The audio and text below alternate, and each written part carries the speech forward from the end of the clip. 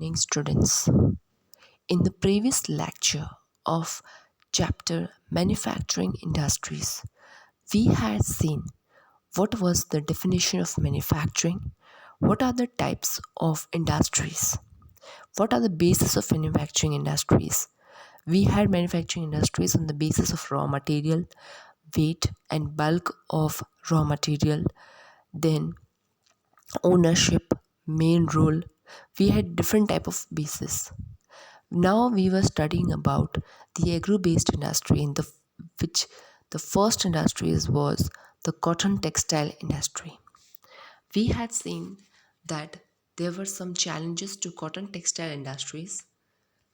There were some cotton textile industries. Now, here we have a map which have cotton textile mills in India. As you can see, there are points, very much points given. There are given some cotton textiles, woolen textiles, silk textiles, and jewel textiles. You can see the areas in this map. Now we have jute textiles. Okay, firstly, we talked about cotton textile. Now we are going to talk about jute textile. India is largest producer of raw jute and jute goods. There are about 70 jute mills in our country. Okay. So India is the largest producer of raw jute, okay? Raw material of jute also, and jute goods, goods made up of jute. There are about 70 jute mills in our country. First jute mill was set up in Rishra, Kolkata in 1859. The first jute mill was set up in Rishra, Kolkata in 1859. Jute is used in making rope, bags, carpets, etc. Okay, making jute is used where? In ropes, bags, and carpets. Most of the jute mills are located along Hooghly River in West Bengal because, okay, now what are the reasons why most of the jute mills are located in the Hooghly River in West Bengal? Okay, the first reason is that raw jute is available for West Bengal. Okay, in West Bengal on the Hooghly Basin, we can found availability of raw material. Okay, inexpensive water transport means the water transport, the shipping transport is inexpensive, not very much expensive. A good network of railways, roadways, and waterways to facilitate movement of raw materials to the mills. Okay, there's a good network, there's a good transport facilities of roadways, railways, and waterways so that raw material can be taken from one place to the mills. Abundant water for processing raw jute. Okay, for processing a raw material into a finished good, there is abundance of water. Cheap labor from West Bengal and adjoining states of Bihar, Orissa, and Uttar Pradesh. Okay, you can find workers at a very cheap rate from West Bengal and the other states of Bihar, Orissa, and Uttar Pradesh. Kolkata, as a large urban center, provides banking, insurance, and port facilities for export of jute goods. Okay, for the export of jute goods to other countries, Kolkata is a large urban center and it provides finances, banking, insurance, and port facilities. So these are the reasons why most of the jute mills are located on the Hooghly Basin. Now, here have challenges faced by jute industry. Okay, first we saw the cotton textile industries. We saw some features of cotton textile industries, and there also we had challenges to cotton textile industries. Now, here are some challenges which are faced by the jute industry too. Stiff competition in the international market from synthetic substitutes and from other competitors like Bangladesh, Brazil, Philippines, Egypt, and Thailand. Okay, so there is very much competition. Like in when we had a challenge for the cotton textile industry that it has a tough competition from the synthetic fibers. Here also we have a stiff competition in the international markets, in the markets of the we can say of the other countries from synthetic substitutes. Okay, and we have most of our competitors, that is Bangladesh, Brazil, Philippines, Egypt, and Thailand. Solution: in 2005, National Jute Policy was formulated with the object of increasing productivity. Now in 2005 there was a policy made, that was National Jute Policy, which was having an objective of increasing productivity, that how can the production be increased, improving quality, how the quality of the good of the raw material can be improved, ensuring good prices to the jute farmers. Those farmers who are cultivating jute as a raw material, they should be given good prices for it. And enhancing the yield per hectare means the cultivation of jute can be make much more better. Now we have sugar industry. These were the talks. These were the things about cotton textile industry and jute industries. Now we come to sugar industry. India stands second as a world producer of sugar. Okay, India is on the second position on the producer of sugar. India occupies the first place in the production of gur and khandasari. Okay, India is the first in production of gur and khandasari. The raw material used in this industry is bulky. It is the second largest agro-based industry after cotton. First agro-based industry was the cotton textile industry, and second largest agro-based industry is the sugar industry. In 2010-11, there were over 662 sugar mills in the country spread over UP, Bihar, Maharashtra, Karnataka, Tamil Nadu, Andhra Pradesh, Gujarat, Punjab, Haryana, and Madhya Pradesh. Okay, in 2010 and 2011, how much mills were found over these? There were 662 sugar mills which were found in UP, Bihar, Maharashtra, Karnataka, Tamil Nadu, Andhra Pradesh, Gujarat, Punjab, Haryana, and Madhya Pradesh. Most of the mills are near the sugar cultivated areas. Okay, those areas where sugar cultivation is done, most of the mills are found over those areas. Now, here also we have some major challenges which are faced by these sugar industries. Include the seasonal nature of the industry. Okay, it depends on the season. Seasonal nature means, okay, sometime it will work, sometimes the geographical condition will not help out the industry. Old and inefficient methods of production. In this kind of industries, in sugar industries, what happens? Old methods are used and the methods are not very much efficient. Transport delay in reaching cane to industries. Okay, now what is happening here, that transport facilities are also not good, so that the sugar cane can be reached, okay, to the mills at the right time. Need to maximize the use of bagasse. So what happens here, that there is need to maximize, to increase the use of bagasse. Sugar industry is shifting from northern to southern India. Why? Okay, now we saw the features of sugar industry, we had seen the challenges also. Okay, now what is the problem, why have been the sugar industries shifted from the northern part to the southern India? What are the reasons?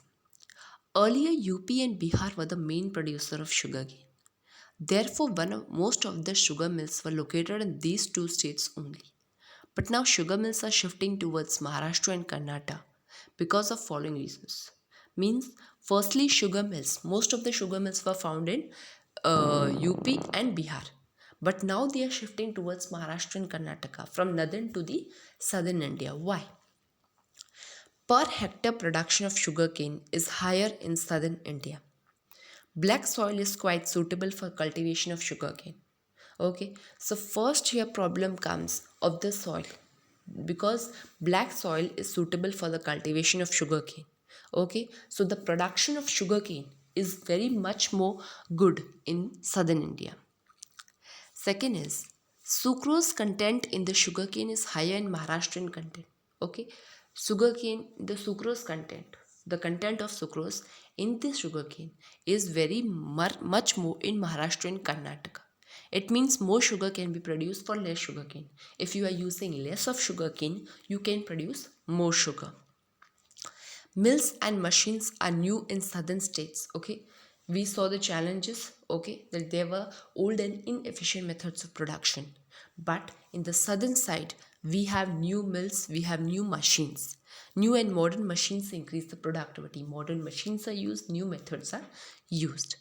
Crushing season for sugarcane is longer in southern states. Okay, in northern side we have small crushing seasons, and in southern sides we have longer crushing seasons. Cooperative sugar mills are running successfully in southern states. In southern states, these cooperative sugar mills are running very successfully.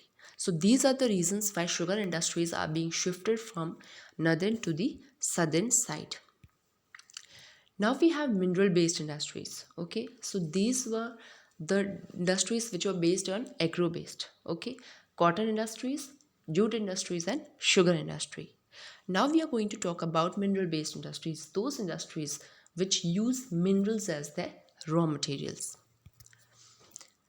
Iron and steel industry. Okay, these are some examples of mineral based industries. Iron and steel industry, aluminum smelting, chemical industries, fertilizer industries, cement industries, automobile industries, information technology and electronics industry. So these all industries are based on minerals. Okay. First we have here in iron and steel industry. This industry is called as basic industry because it provides raw materials to many other industries such as machine and tools, transport equipments, construction materials, etc. Okay, so iron and steel industry is the basic industry because it gives raw materials to other industries also. For example, we have machine and tools, transport equipments, construction materials, etc. It is also called as heavy industry because raw materials from iron ore, coal, limestone are bulky in nature because they are heavy in weight.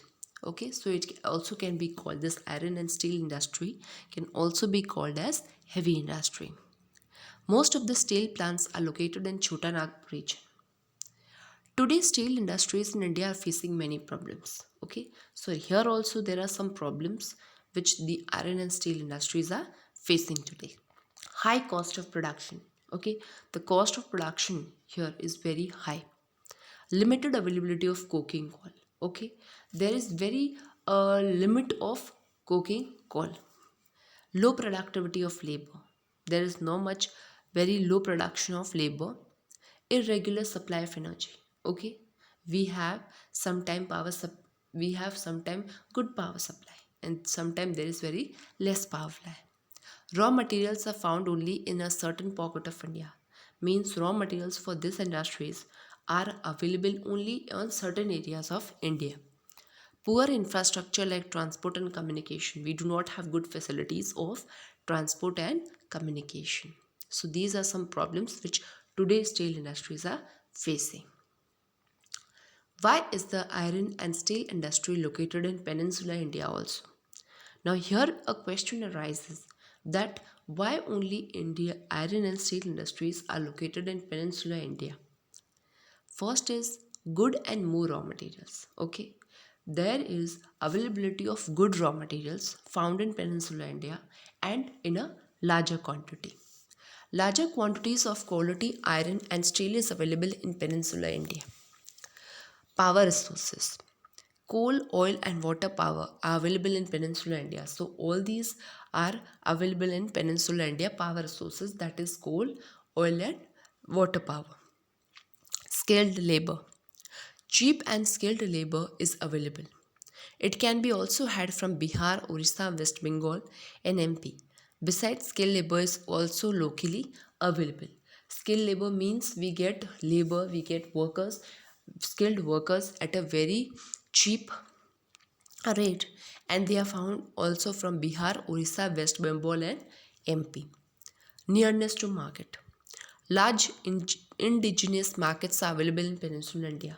We have markets near our production sites.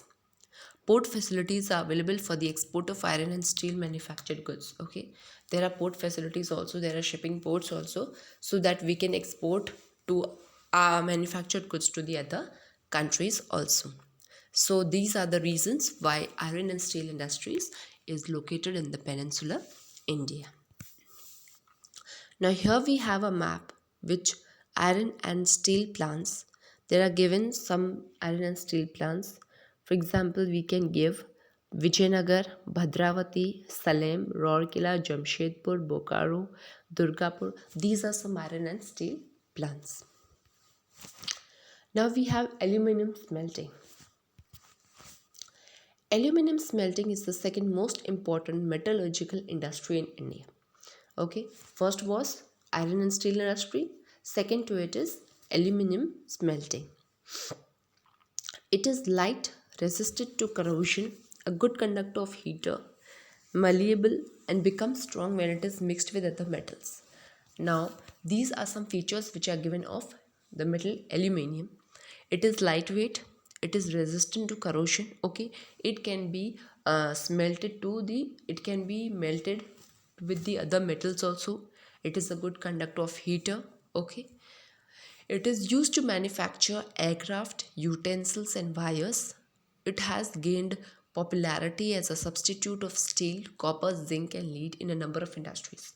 Okay, so it is used to manufacture all these things, aircrafts, utensils, and wires, and a number of industries. It is used in place of steel, copper, zinc, and lead. Aluminum smelting plants in the country are located in Odisha, West Bengal, Kerala, UP, Chhattisgarh, Maharashtra, and Tamil Nadu. In 2008-2009, India produced over 15.29 lakh million tons of aluminum. So these are some areas where the aluminum smelting plants are located. Okay, bauxite. The raw material used in the smelters is a very bulky, dark reddish colored rock. Okay, so bauxite, it is a red colored metal. It is very bulky, regular supply of electricity, and an assured source of raw material at minimum cost. Okay, here what happens, that there is a regular supply of electricity, power supply is regular, and a short source of raw material, that you will get, there will be an availability of raw material at a very minimum cost, are the two prime factors for location of the industry. First is the regular supply of electricity. Okay, and secondly, that assured source, that there is availability of raw materials at a very minimum cost. Okay, so these are the two some factors for the location of industries. Okay, so that's all for the today. We will start tomorrow the next lecture. Thank you.